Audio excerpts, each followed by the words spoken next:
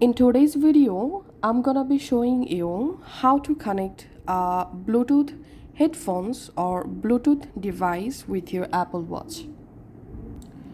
So first of all, we have to turn on the Bluetooth headphones or Bluetooth device. So just turn on the Bluetooth device and then go to your Apple Watch and press the crown to go to your Apple Watch app screen.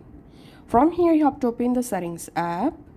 In settings app, scroll down and open Bluetooth settings. In Bluetooth settings, make sure your Bluetooth is enabled. And here under devices, it may take some moments to show your device name.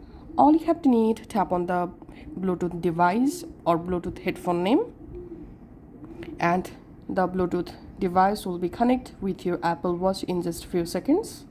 We can see the device successfully connected. So that's how you can actually connect a Bluetooth headphones or Bluetooth device with our Apple Watch.